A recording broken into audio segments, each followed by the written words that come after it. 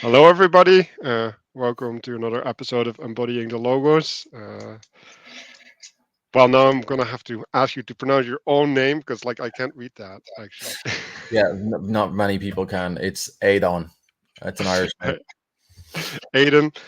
So Aiden is been interacting with me on Twitter for a while, and we I don't know, like we reach out to each other and we kind of agreed to talk about this idea of cosmic skeptic and the path that he's on and the evolution that he's been having. Mm. And that was at the time that his conversation with Peterson and McGilchrist came out. And both of those um, yeah, had a specific feel in them, and then a little bit later, he also talked to Peugeot, which was on the one hand really interesting, but on the other hand really frustrating. And so we kind of want to figure out like what's going on there. So yeah, maybe Aiden, you want to Yeah, frame it. yeah. Thanks for having me on your channel. Um, but yeah, I think exploring is a good word because I don't honestly know exactly what I'm after here. But and just to be polite on for about Alex too, like I think uh, I've been watching him for quite a while. I think he's great, and I think he is just I'm using him as a way to get at what's going on for myself as well over the last few years, and I just see. Well, I think I see. It's all sort of projection, but I think I see the same shifts that happened for myself happening slowly in him, and that's what I'd like to get at. But I think Yeah, one of the let's list the shifts then, since you're making it personal. Then, what do you see? yeah, well, yeah, I don't want to make it like too personal or go after Alex in any way, but I guess one of the biggest shifts is a shift from intellectual rigidity to an openness. So previously, he's also said this. Like there was a vlog with Chris Williamson there recently where he talked about this, where he used to approach religion and those mystical ideas with this strictly sort of rational, analytic perspective, and he trained in philosophy and theology, right?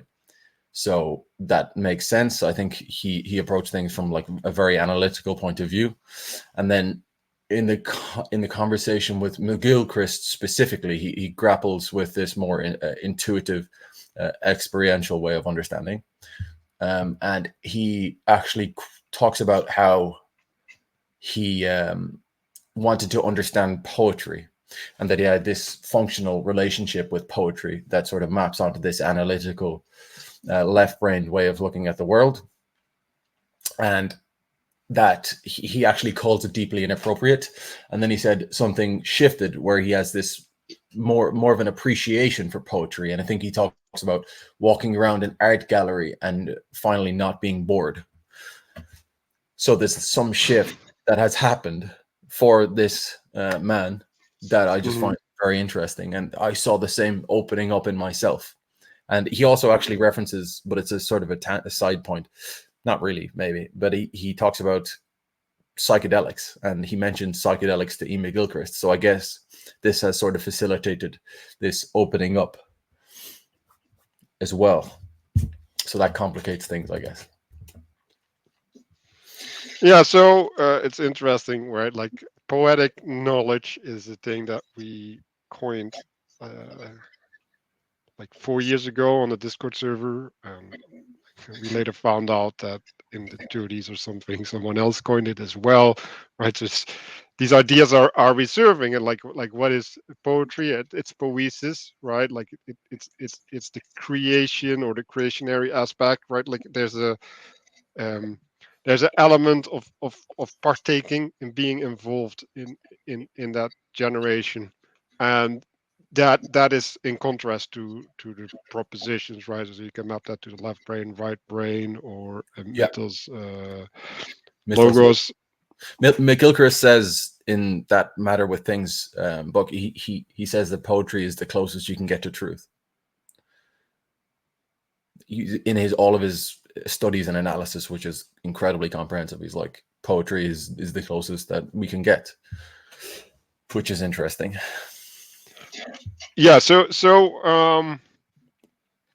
Well, partially of the reason that I'm talking about your changes, right, is because this poesis, this it's an experiential knowing, right? Yeah. And we're doing a book club on my channel where we're going through Mathieu Peugeot's language of creation, and he says there, right, like knowing is where heaven and earth come together, right? Like so where there's a union, knowledge happens, and so it's manifest in a process. It's not something that you can have separate from anything. Hmm. um and yeah, I What do you think mean it can't be separate from anything? So it's relational. it's right, it's inherently relational, and it's like in Christianity or in Judaism, right? Like human is seen as a bridge between heaven and earth, right? Like Yeah. it stands in between, and so that mediating role is where knowledge happens, right? Like knowledge is the consequence of mediation or something. Like it's manifest within uh, performing that role, right? And then when we look at left brain, right brain, right? It's like you when you participate, you're mediating, right? Like now the question is, what are you mediating? But you are mediating, right? Hmm. And then when we get propositions, we take a step back and we do an observation, right? And so instead of being in a participatory, we're doing an observatory action, right? And we're pretending that when we're observing, we're not, yeah, we're not involved, right? And like Peterson actually talks about this in his talk with Cosmic Skeptic. He's saying that no, like when we observe, we bring ourselves into the observation, right? So we're still participating, but we're participating in more of a filtering role Yeah.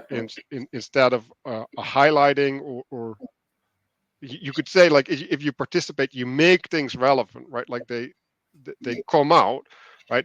And when you observe, you define things as relevant, and then you start relating the looking at the interactions between the relevant bits. Hmm.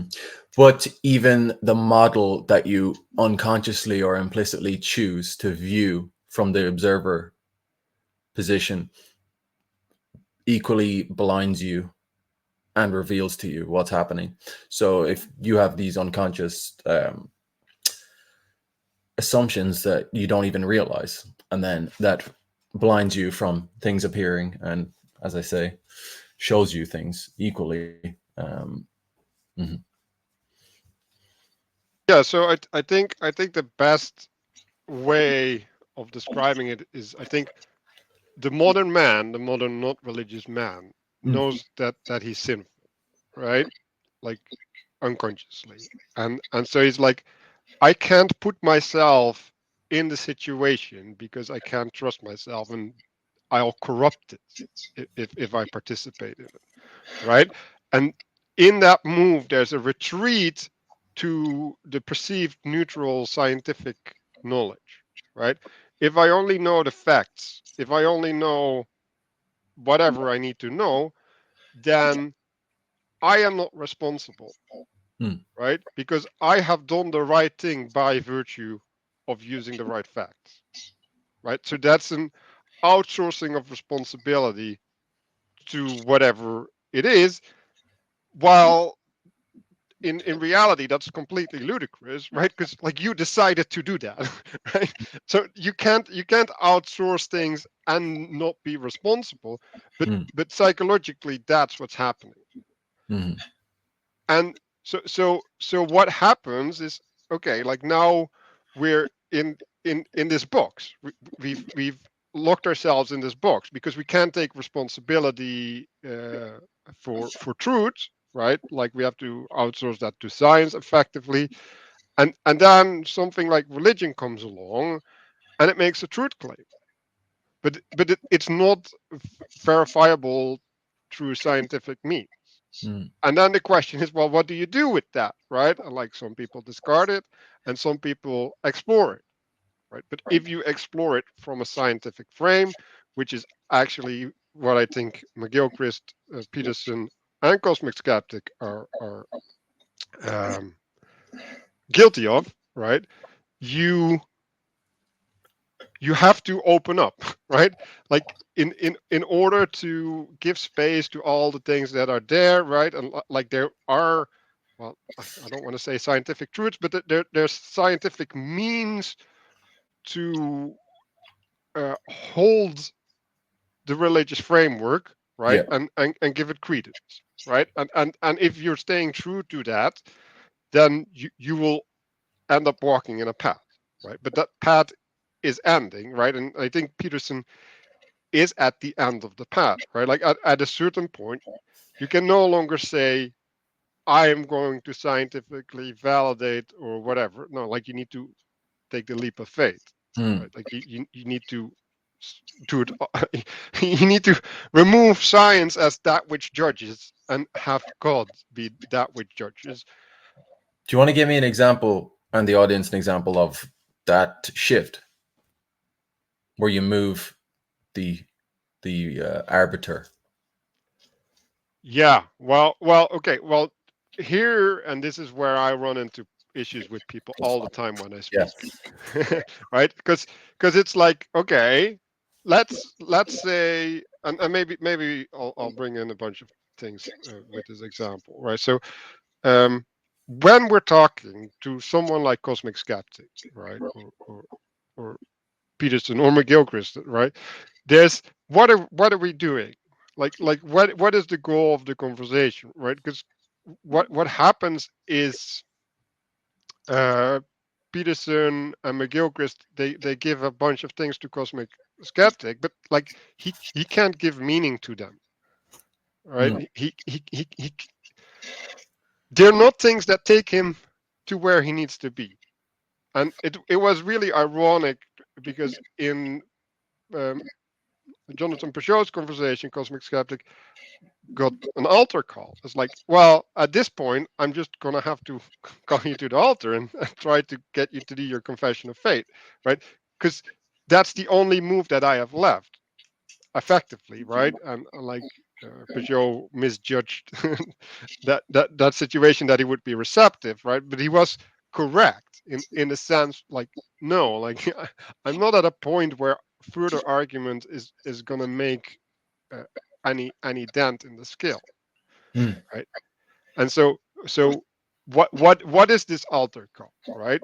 Like what is the shift of whatever authority and God's authority? Well, okay, like what? How do you get to God's authority? Well, like all the scientific Protestant guys, they're like, oh, let's take the Bible, right? And if we just read enough, we get enough facts from the Bible, Mm. then we can make a hypothesis, and then like that's enough to convince me of God. But it's like no, that doesn't work, right? Like you need it because it's participatory, right? Your relationship with God.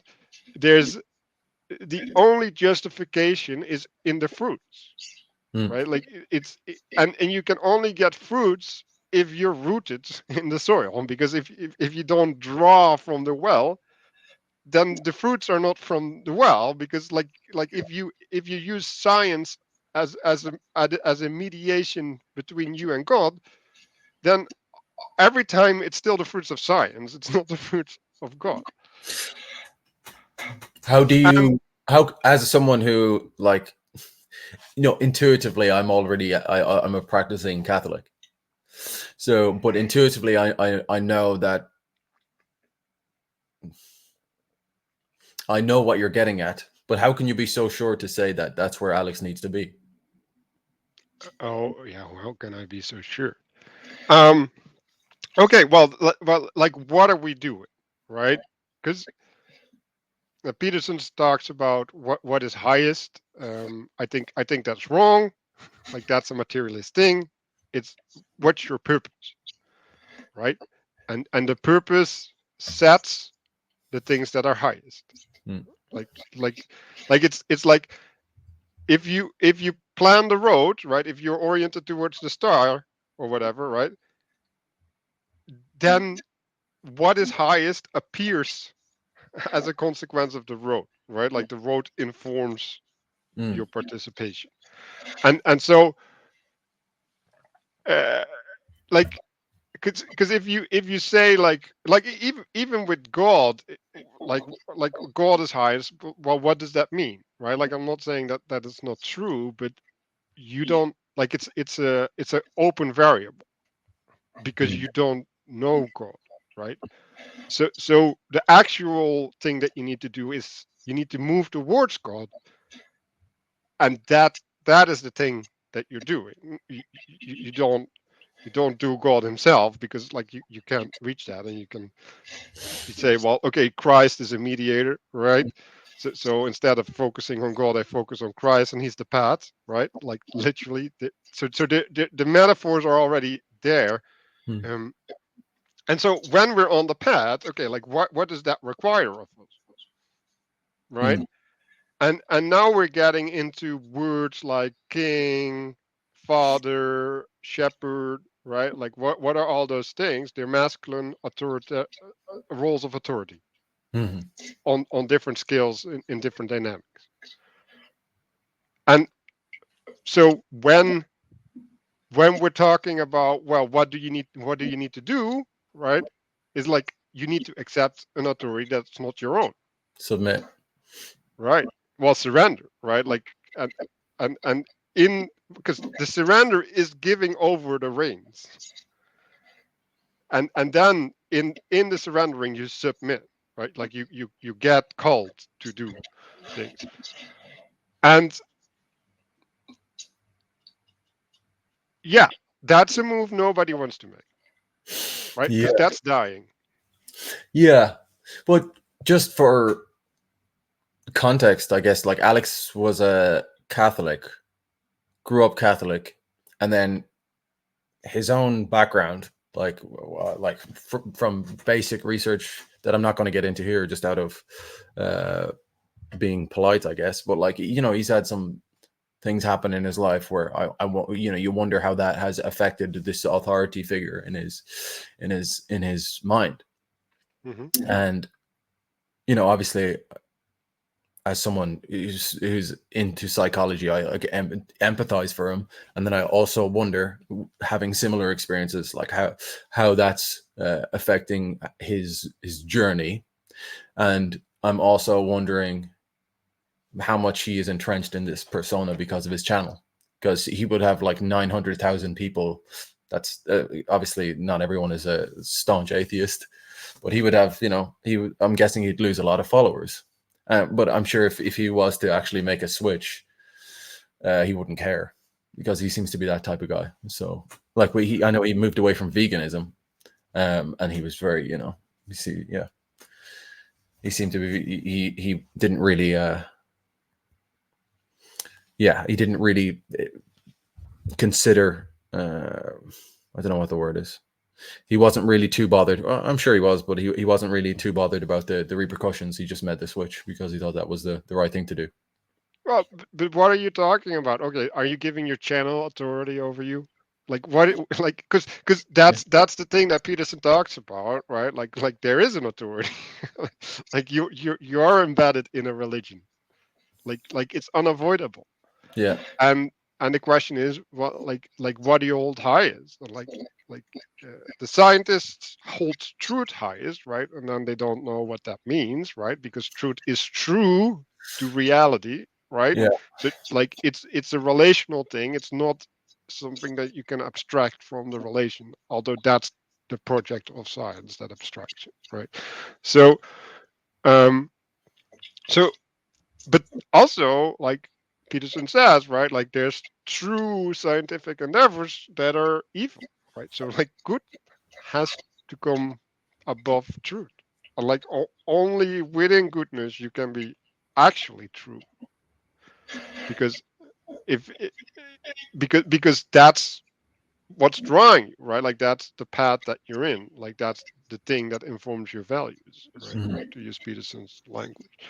And to go back to this, well, cosmic skeptic, right? He's skeptic, right? Like he was even talking about trying to be right or whatever, right? Like, and so what is this attitude, right? It's like, well, what does it mean to be right? Well, that means that you have the the fruit of the knowledge of the tree of the knowledge of good and evil. Like Evil. that's what it means to be right. So if if you're trying to be right, you are inherently oriented in a way that you can't hear God, Mm. because you're already listening to the snake. Mm. Yeah, but I don't know how much he is. Like, honestly, he seems to be very open to these things, and he plays a line for the public. Uh, he seems to be, he Yeah, studied philosophy theology. He seems to be very open to these things. but if it's interesting, right? Because you can look at Russell Brown, right? Yeah, And like when he converted, I was like, no, dude, like stop posting videos, yeah. like because like you can only serve one master. Mm. And if you're doing the videos, right, like if you're like, oh, what am I gonna, hey God, what am I gonna post on my YouTube feed today, right? Like that's not appropriate. Like you're gonna corrupt what you're receiving, Mhm. and you're gonna frame it in a way that promotes you instead of good news, right? Well, how can you be sure that he wouldn't be a good vehicle to bring other people to God? Or what's the you said the appropriate way is to stop completely. Yeah, you like, let's just say it this way, right? Like you need to repent, Mm. right? So he had a fucked up life, like really bad Yep. in many ways, and that's in him, Hmm. right? Like that is who he is, and he needs to get that out of his system, Hmm. right? And like I'm really happy that he found this path, but the proper way is to say, okay, I'm gonna sit in a monastery for like half a year under an authority, and when the authority tells me it's okay to leave, I'll leave, and then I'll make my videos. Mm. Instead of while you're like, it's Okay. like when there's a butterfly is in his cocoon, right? Like in the transformation, like you don't open the cocoon to show yourself to the world. That's the point that you're vulnerable. That's the point where you need to be in a sacred space where you're protected and guided Mm. through the transformation. Like, and if you don't have that safety and that structure and that care, then Jesus said, when you cast a demon out and you vacate the place, you make it clean, and you don't put something back there like him, right? Then the demon will come back and will invite seven of his friends with him. Yeah. So then, does it come back to the relationship with authority? So, can you trust what's above you? And then that goes back to that sort of. I know we're bringing it back to the sort of psychological, but if you have a bad relationship with authority in your life and you can't trust them, then that's going to make it very difficult for you to give over yourself. It's like you're protecting yourself. And that makes total sense. Yeah, yeah, Makes total sense. it makes total sense. Yes. and Mhm. and it's horrible. Like I actually had to talk with my dad, and he's like, the church was doing this and the church was doing that, right? And it was all in the sense of like they're in an authoritative position, putting rules upon people, and they're oppressed as a consequence. And I'm like, yes. Like, yes, like, why is this bad, right? And it's like, well, then you have a conversation that the priest comes and says, well, did you have sex, or did you enjoy your sex while you conceived or something, right? And it's like, well, yes, but also, like, that depends on how that conversation is had, right? And that also depends on whether you accept the authority of the church, how that conversation is received. Like, that conversation isn't necessarily bad, right? That's and the issue is that when you don't accept the authority of the church, right, then that conversation has to be bad. Like, because it's an imposition that's unwanted, Mm. right? Like, it's an imposition that is constraining the freedom of people, right? And like, if you don't see uh, why that is good, right, then it has to be bad implicitly. Yeah. Well, in Ireland here as well, it's massively tied up with the mother and baby homes and, you know, the like priest molestation stuff. So like that's serious business, and I'm not even sure how to reconcile that. But I just go back to saying something like, you know, it was the people and not God. Um, but I have many people around me that are talk about the corruptness of the institution of the church, and then I just go back to this like sort of naive. It's not naive, but it's like a faith and just a faith in a goodness. And you know, some might say that's just you're just that's cope, or you're throwing off responsibility for actually figuring out yourself. And I guess to some extent I am, and I'm just sort of being okay with that. And for some reason it seems to be, life seems to be moving in a good direction, so I'm just sort of giving into it, uh, in a certain sense. Yeah, and that's interesting, and this goes back to what are we doing, right? So it what was it? Yeah, like Peterson's latest video, he talked to I don't know, like, anyway, like he was talking about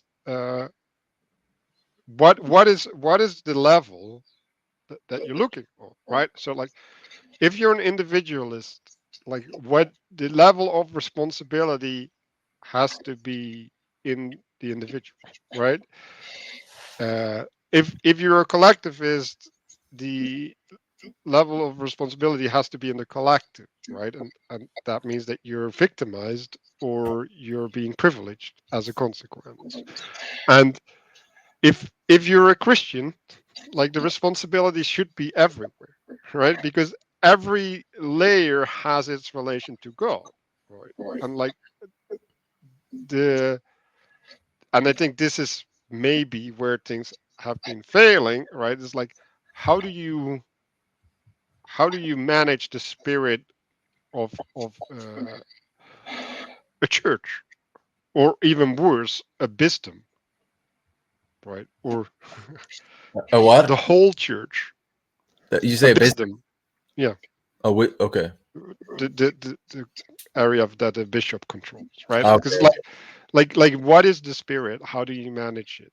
Mm. Right, and like, I've been trying to develop my sense making uh, to higher collectives levels, right? And like, it's already almost impossible to have sense making about yourself, right?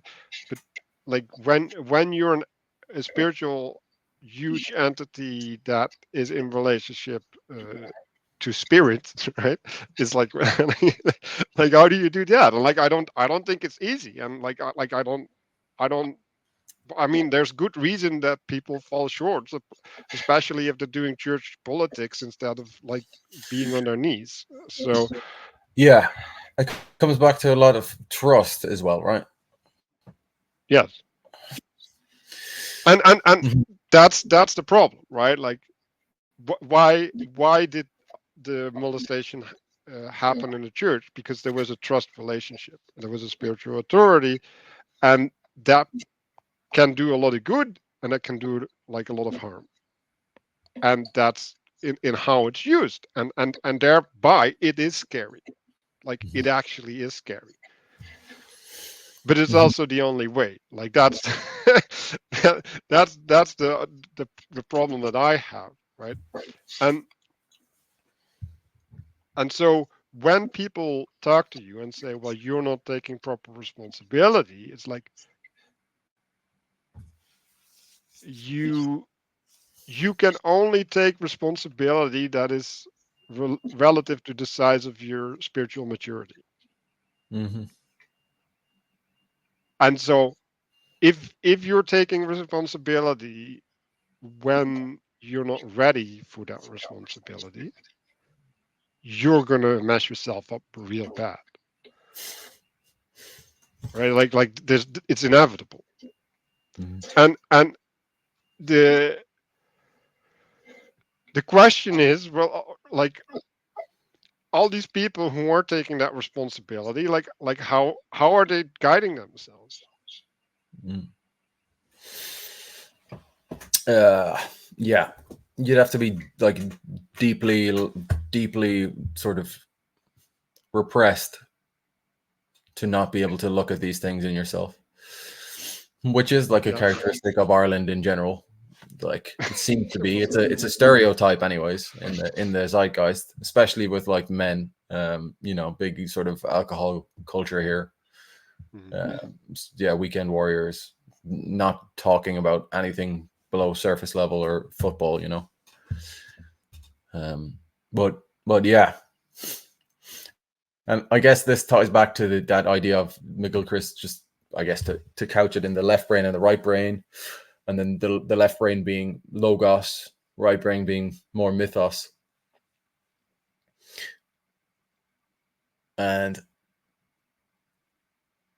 that's the shift that's happening, that I see happening in Alex. This move from this more analytical tradition where it's focused on like categories and consistency internally to this sort of contextual lived experience.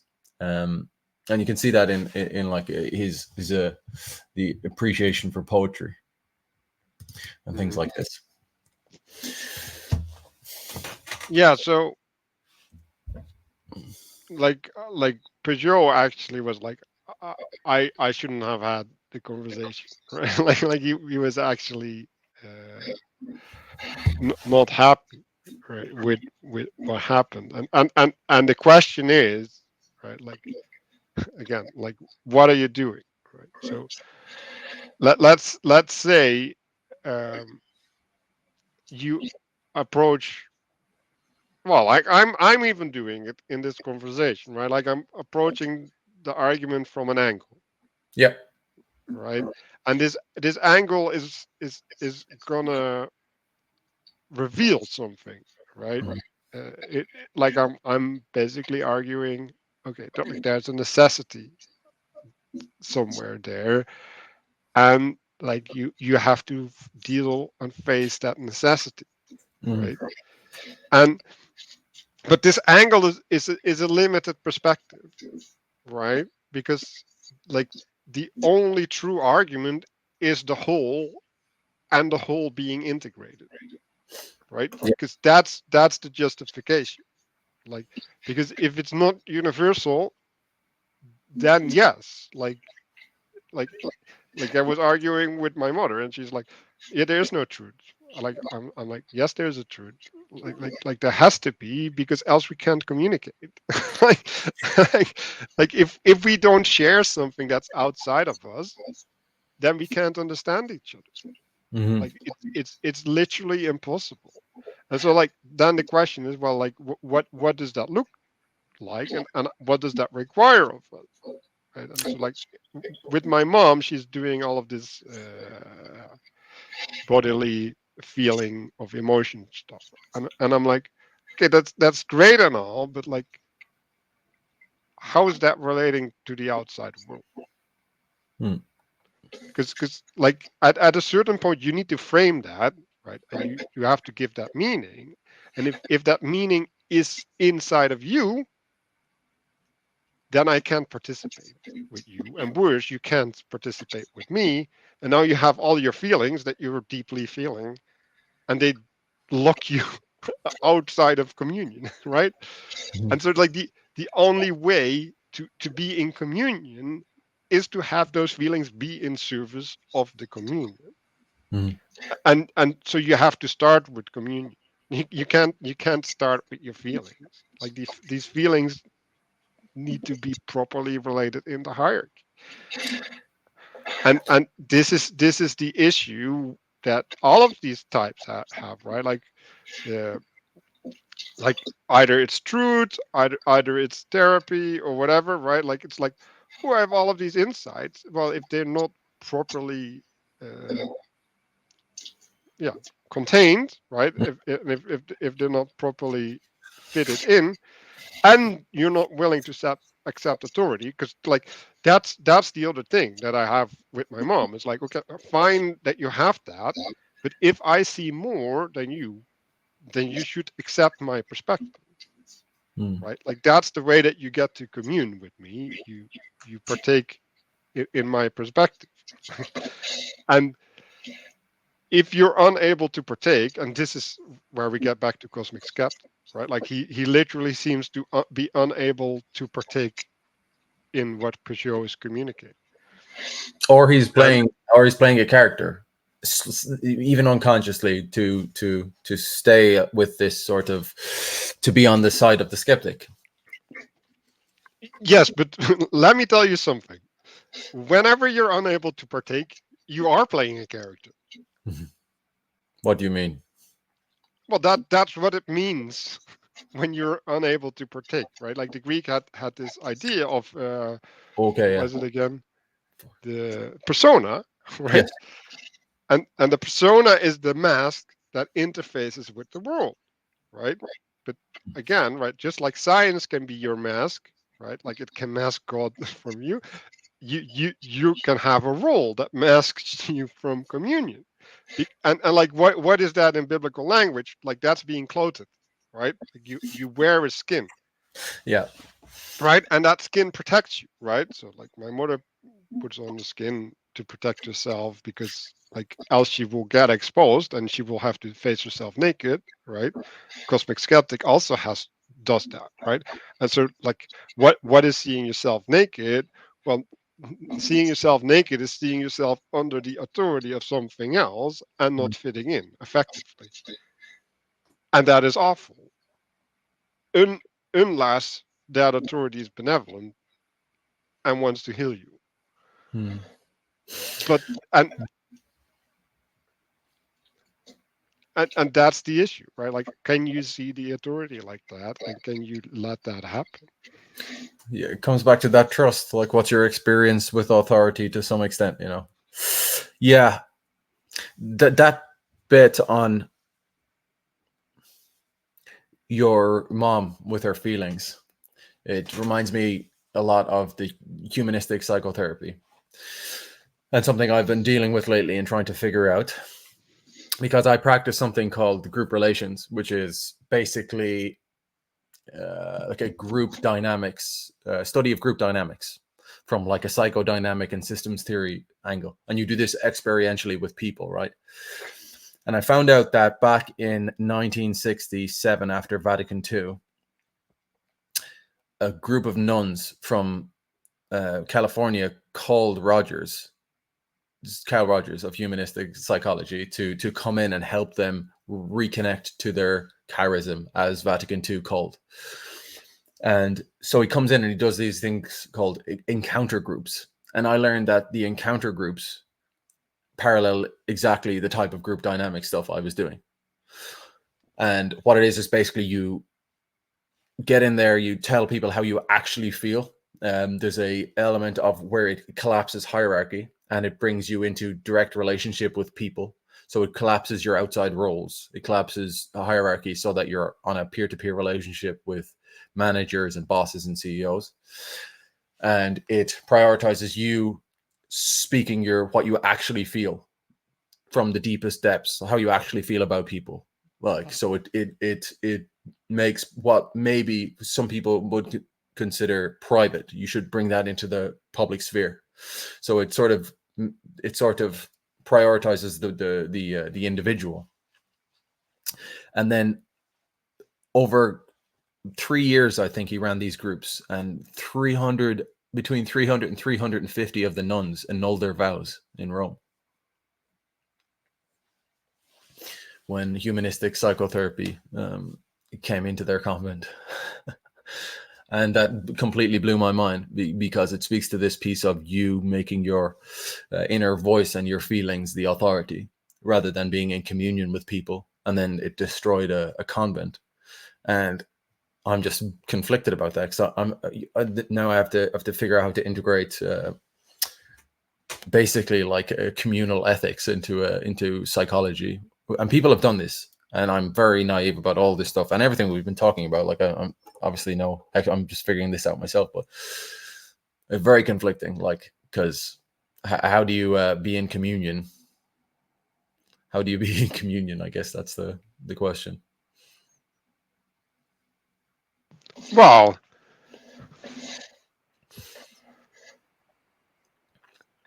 hey, we're starting with the easy questions, huh? I'll explain Christianity in 5 minutes. But like, how are you in communion? Well, so I noticed a, a bunch of things, right? Yeah, like um, creating the private and the public, and diluting that, and then the prioritization of the individual, right? So like that's two satanic moves, which is really weird that the Christians let that happen, and that like speaks to a different problem, right? But um, you need a telos, right? So when I speak to you, I should serve Christ. So when I speak my feelings spoken should serve Christ. And that doesn't mean that I have to lie, right? It just means that the way that I organize them and the way that I deliver them is in a way that serves Christ and not me. And I need to be served in some sense in order to serve Christ, right? Because like I need to partake in communion, right? Like if I can't partake, then like something is wrong. But uh, well, I'll go in this other side first. So you have also the public and the private sphere, right? Mm. So, like Peugeot says, the world is attention, Yep. right? So, like when we're moving things that should be private, right? So, like it might be that you don't do group therapy, but one-on-one or relational therapy, right? And if you expose the relational therapy, now we're drawing attention to conflict, right? Because that's what like people have to understand this. Therapy is about conflict. Mm-hmm. Conflict is identifying against, which is inherently satanic, right? And so that doesn't mean that you shouldn't resolve things, but it means that that is not the modality that you should cultivate. And Mm-hmm. so when you intentionally overexpose yourself to that framing, then you will integrate Mm-hmm. in. And what needs to happen is there needs to be a point of feedback into a spiritual authority, Yep. and that spiritual authority then needs to accommodate for those frustrations so that the social cohesion gets lubricated again. Mm-hmm.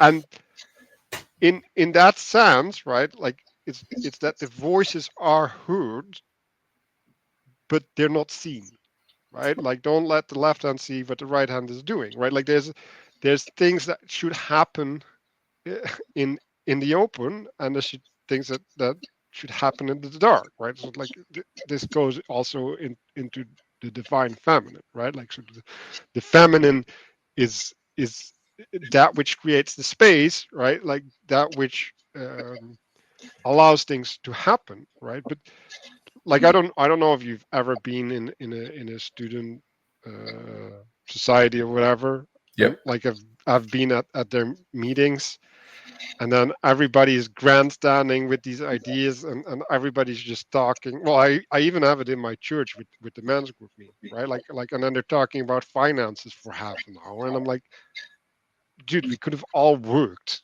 for this half an hour, and we would have made enough money that the thing that we're arguing about wouldn't exist, right? And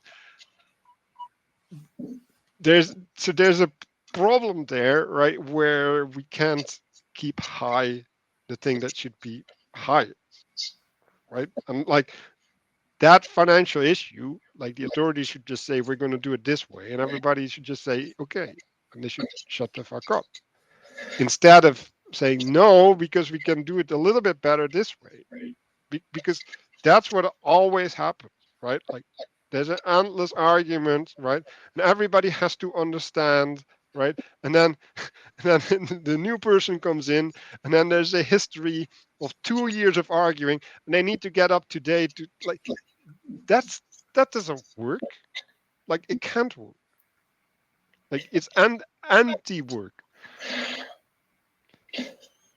and so there should that's why you need authority, right? Like authority just says no, we're going to do it this way, and even if it's bad, it's better than arguing about it. Mhm. So you're saying authority, the role of authority is to stop arguments, basically. Well, that links to the whole animal kingdom thing too, right? The alpha male being the thing, the one that stops arguments between the tribe. Well, it's well, that's a negative articulation of it, right? Like the positive argument would be no, the leader leads, right? And then everybody follows, and then there's no argument. Like it's it's not the other way around, right? Like But it's not to then you'd need. How would you? Then you would. Then you need a supremely educated authority. yes. Yeah. So and is and that that's what the we're issue. lacking? Like if you look at what's happening in the world, well, you can read it all in Plato, right? Like so Plato says that you have the aristocrats, right? Then you have the oligarchs, and then you get to the democracy, right? And when you get to the democracy, now the children, right, or the students, they will start acting as authority because there's no oppression of the hierarchy that disqualifies their position anymore, right? And as a consequence, the educators can't execute their authority anymore, and instead they start supporting the students. And Yeah. and so the whole idea of authority gets flipped around, right? Like it's no longer stemming from competence, which what was the case in aristocracy and in oligarchy, right? But in democracy it flips around, and it basically says no, if I have a nice story right, like my story is just as valid as your story, and you're in relativism, right? Like because that's what relativism is.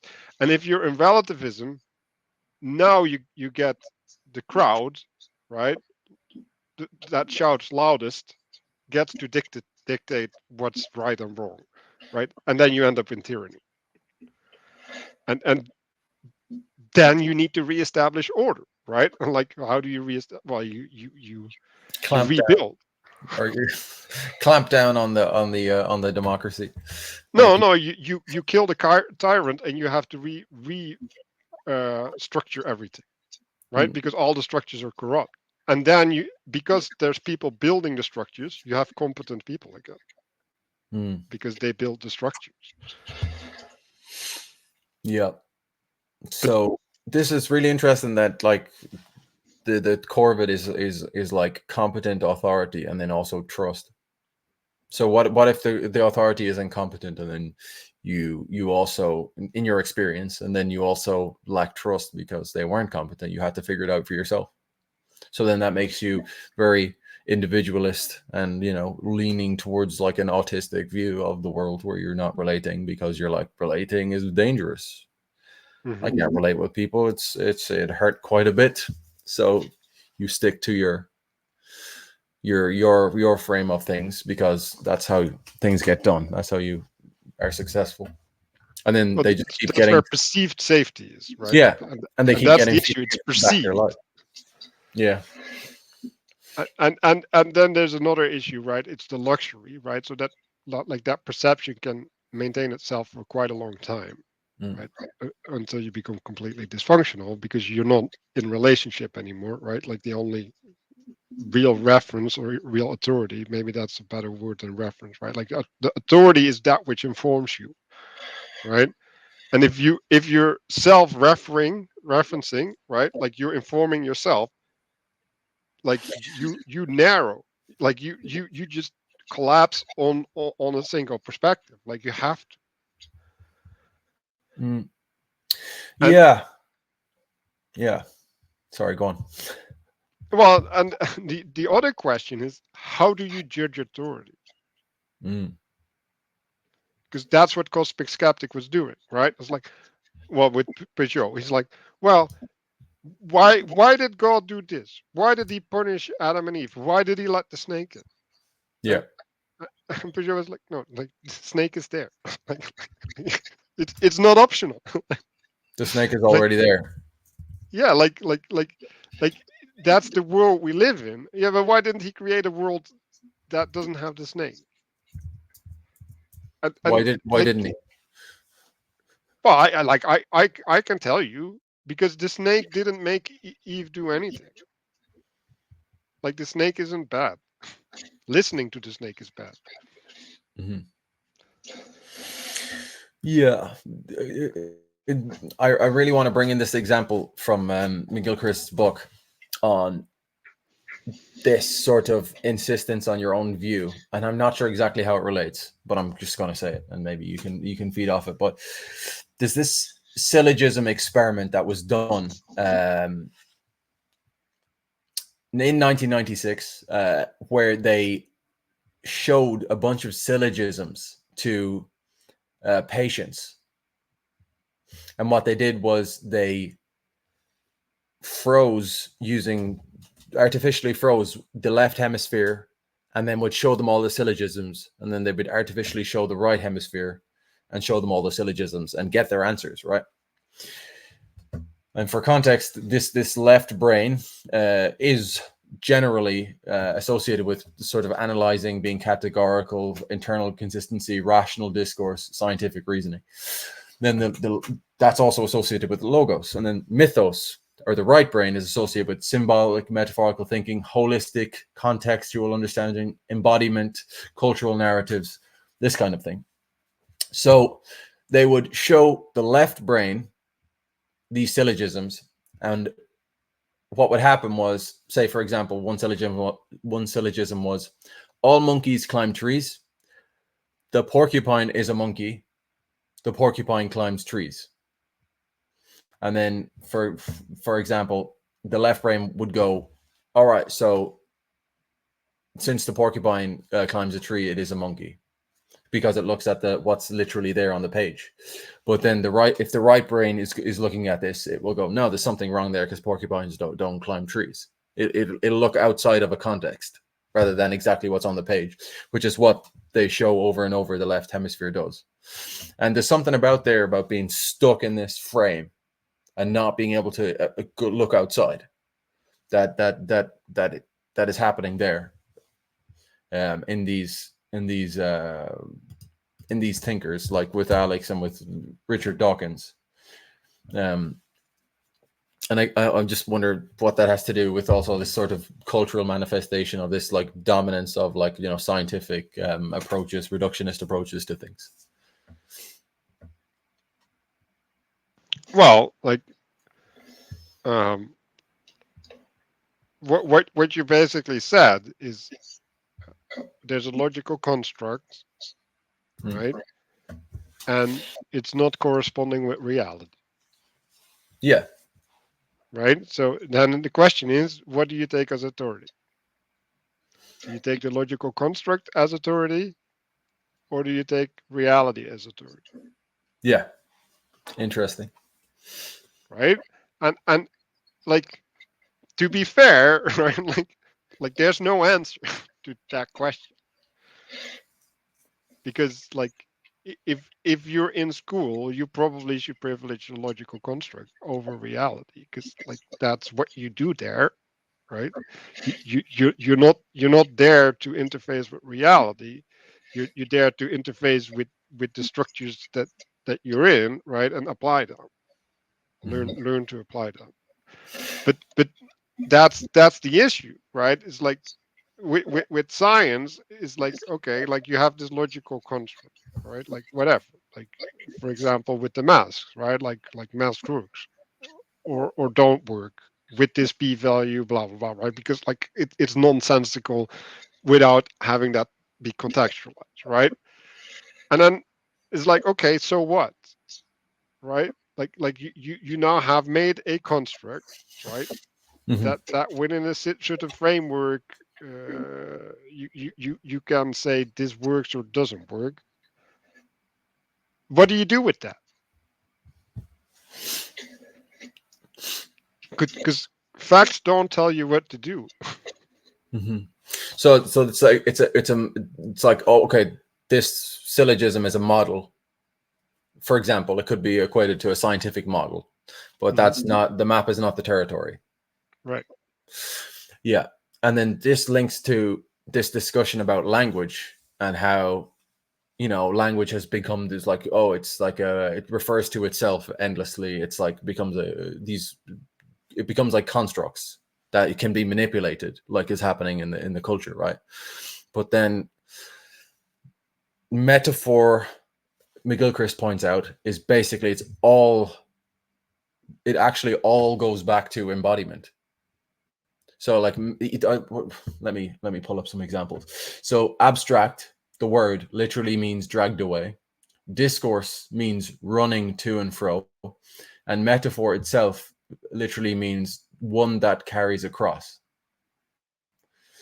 So that sits in here somewhere. I'm not sure exactly. As I say, I'm not the most logical thinker, but yeah, like money as well as an example he uses. So it's this system that it's like people think it has value in of itself, but if you go back far enough, which is what a right hemisphere holistic um, view would do, it's like, no, it's like, it's worth 10 cows, or it's worth something in the world. It's links back to the world, but something is happening where it's all in general in the culture, and this is like McGilchrist's thesis. It's like it's all of that is separated because we're focused on this like enlightenment, scientific, rational way of thinking, left brain way of thinking, logos way of thinking, that is cutting off this relationship with this underlying wider relational reality.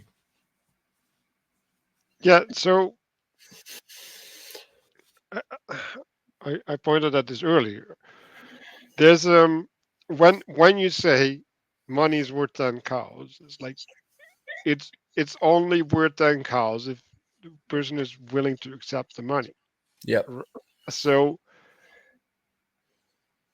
there's and it when we go to the store, there's a price tag, right? Like we hardly haggle about anything anymore, Mm-hmm. right? So the way that we perceive money and, and inflation, they're like abstract structures that are imposed upon us, right? Which is partially true, right?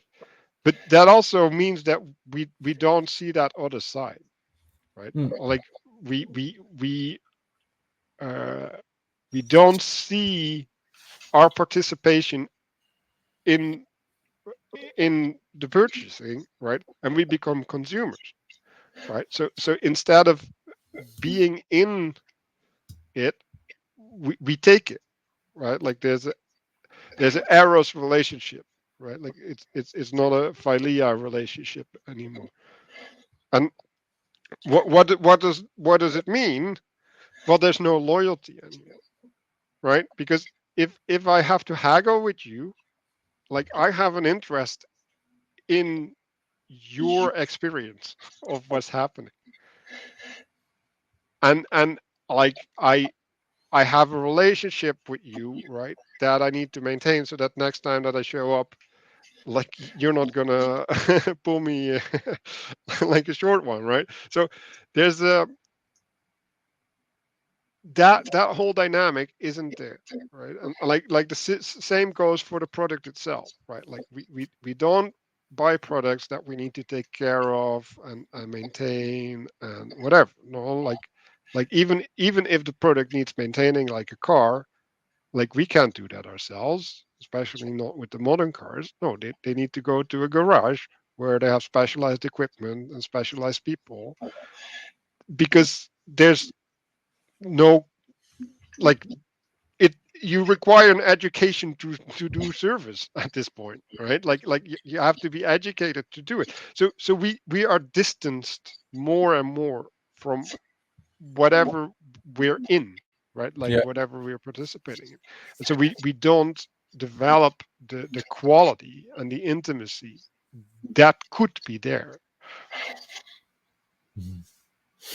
Yeah, that's really interesting when you say you, because it's so easy just to say no, get out of the shop.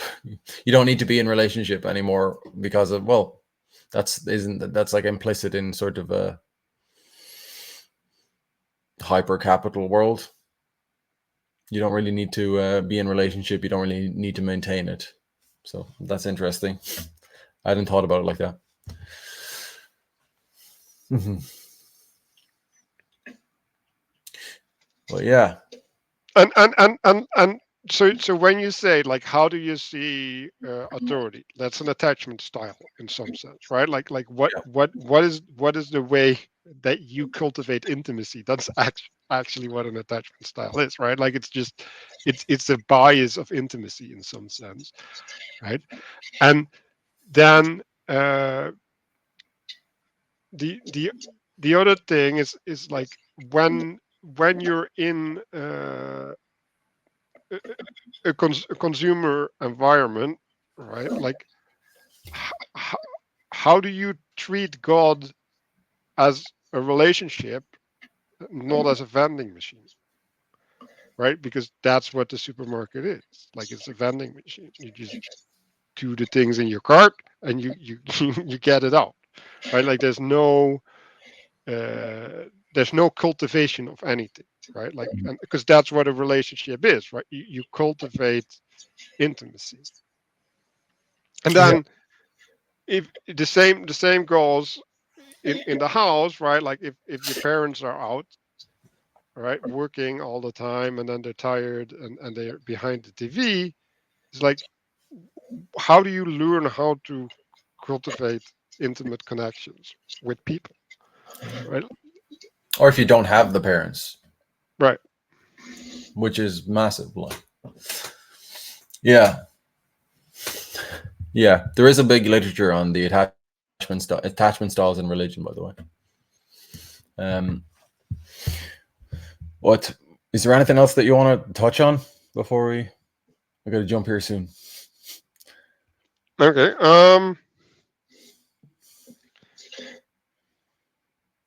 Yeah. No. No. I do want to point a little bit more at the playing of a character, right? Because Yep. you have this idea of imposter syndrome, right? Like what is a character, right? Like, a character is a presumption of what an intimate relationship would look like. So You're out of you relationship. You're yeah, you're out of relationship because relationship in relationship you react dynamically to something that is flow and process. And if you're in a character, you're almost frozen. right, like it's an interface, right? So a way, it's a translation. Mm. And like, I had this guy who came on Discord, and he was talking about that he was holding a model of me in his head, and Mhm. then he was testing what he was going to say to me, Mhm. and like predicting how I was going to respond. And he's like, I was like, you can't do that. Like, especially not with me. Like you can, like, I don't even know how I'm going to respond. So how are you going to know it? Like, and there's when you uh, when you do that, right? Like what are you seeing, right? Because you have to step back and say, well, what is it that you're participating in, right? um, where you see basically this space coming at you, right? Like at high velocity, all of these frames and words and whatever, right? And now you have to like in a computer game, right? You have to smack this one back and this one back, and then you have to grab this one and toss it back, right? So you're actually in some sort of gamified relationship. As like, if you're busy doing all of this, how can you understand what I'm saying, Mhm. right? Because that's the thing that I have issue with Cosmic Skeptic is like the way that he's partaking, or lack of partaking, doesn't allow for understanding. Like it doesn't. Mhm. Because everything, he has a response ready, right? And Yeah, he's that's what I know. I noticed trying, that quite a bit. yeah, and he's trying to find a place to put his response. And so like you already cut off the important parts. Like you can't interact Yeah, with that which you don't know. Like literally. yeah. Well, it's that's the part of having yeah, having to live up to this idea of being an authority. And in fairness, in the Peugeot and in the Miguel Christ podcast, he did give more of these open ended questions where he seems to be genuinely trying to understand. And I do think he is. But yeah, I'm guessing as well. Like you cast this spell on yourself, basically, where you have to be the authority, and it is. It's like it's very. It can be painful to be once you're moving on in life, and he's had a lot of success. Like he's opening up for Dawkins. That's awesome. Like he's had a lot of this success, and like to put yourself back in a student role is going to Yeah, be well that's important, the success part, right? So what happens is the world gives you feedback, yeah. right? And it says you're doing all right, because Yep. whatever metrics you're using, and then someone else says, no, you're not doing the right thing, right? And you're going to screw up your metrics as a consequence of listening to me. It's like, good luck at making that argument, right? God. Yeah, yeah, that's a very difficult. It's a big bind he's in, really. It's a big bind, and again, there's a lot of sort of assumptions on our end, because as you say there, you don't know what's going on for him, like, and he's a very intelligent guy, clearly, like so. I'm sure he's considering everything that we're saying, in himself, and at some level Mm, I no, I like that. This, I literally think he can't. he Like, can't. You think so? because Okay. yeah, you because right, like this goes back to the authority, right? Like after I was baptized, right? Like I had this whole struggle, and after I was done that day, I lay in bed or something, and I just realized a bunch of things, right? They were just revealed to me, and I'm like, if I'd known this before I had to make the decision, then it would have been a lot easier. But like there was no way of for me to know these things before. You mean the authority relationship, or what is that? Yeah, effectively, right? So if you place yourself under an authority, right, like the world will lay itself out differently to you, Mhm. right? And you cannot see that from outside of that relationship. Mhm. You can't predict how the world will lay itself out to you. The only way to get in there, right? It's just like you jump in the water, right? Like the only way that you will know what it's like to be in the water, especially if there's currents and stuff, is to be in the water. Mhm. There's no other perspective that will allow you to. to look at that and make a solid judgment, right? And this is the problem with judging authority as well. It's like the only way to know what the authority is doing and whether they're doing it correctly is to be in their place and to make their decision. Oh, so this goes back to sort of a generational issue then. Like, what if it's not good in your family, mate? And you have to make all of these mistakes. Yeah, like I've a big respect for my parents, really do, and they were like raised like six kids, so that's legit, and I'm sure a lot more spiritual maternity and paternity. But yeah, I think like this is the case in my house. Like I've very hard to have a respect for my own father, and that's been something I've been battling with for quite a while. But I have to, you need to have some. I think you do need to have some fundamental appreciation. But I can see how that affects my relationship with authority and with men in general. So then it's like, yeah, it's and it can be deeply unconscious, and it really messes with things. And yeah, because I'm not sure. Yeah, it's funny. It's like my life got a lot better once I left my home. So then it's like, how do you reconcile all of that? And I think it isn't part of maturing is like you don't blame your parents for anything, and that's the way it is. Like you appreciate them and figure it out as you go. Yeah. Yeah. Yeah. So yeah, like I think this topic is really I don't know, like it's important, right? And like I'm still struggling with approaching this, right? But uh, the way that I would deal with cosmic skeptic is I would make it all personal, You right? would make it Because all personal. yes, because that's the only path, right? Because he asks a question and it's like, okay, like why is this important, right?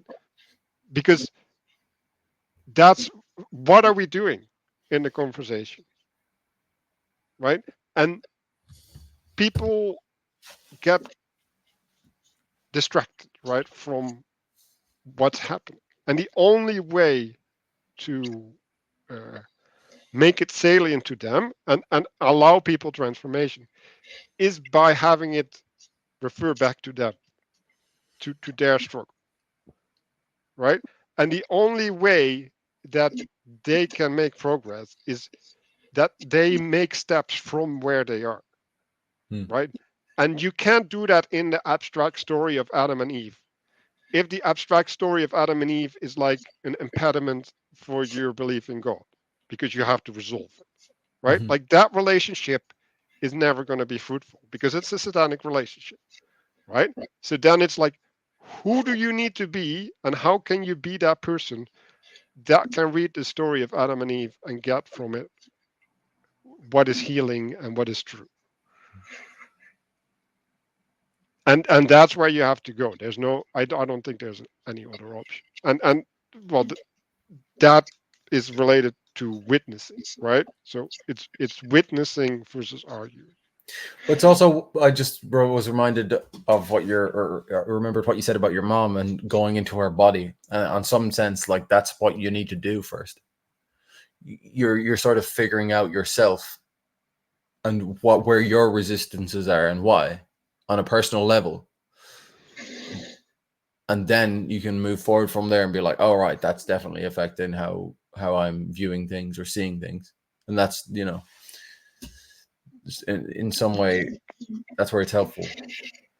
Yes, but uh, okay. So the way I read the Bible is whenever I get frustrated, right? Because it's like, oh, this doesn't make sense, or like whatever, right? It's like, okay, like there's something wrong with me, right?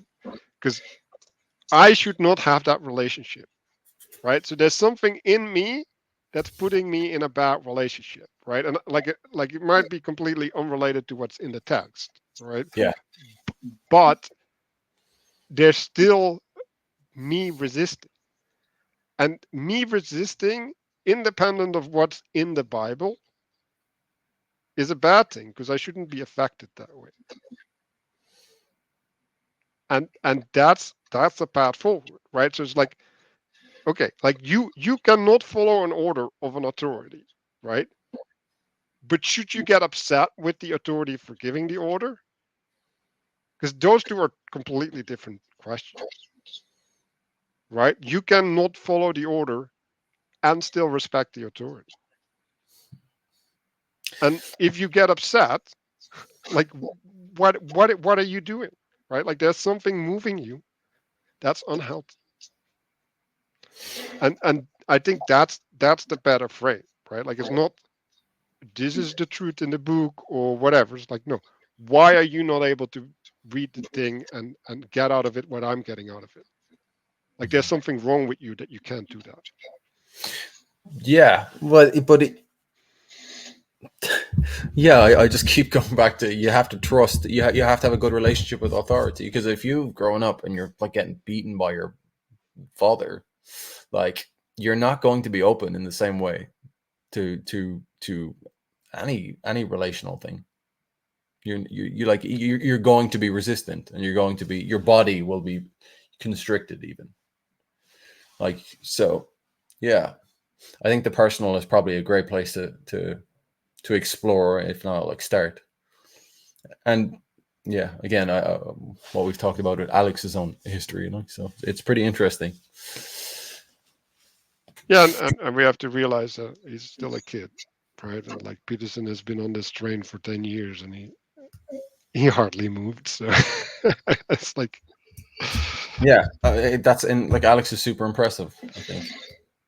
yeah, no, yeah, it is really impressive at some level, and that's kind of what I'm trying to do, right? It's like what are the tools that you need uh, to cultivate this participation, right? Because in like we started with the poetic knowing, right?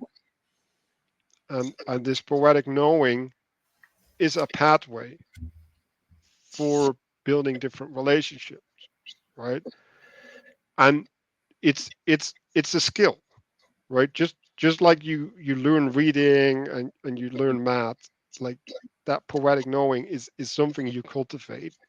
And if you never do that in your life, you have to get get the capacity to do so first before you can even engage with the Bible. Like I would really say like don't read the Bible unless you can read poetry.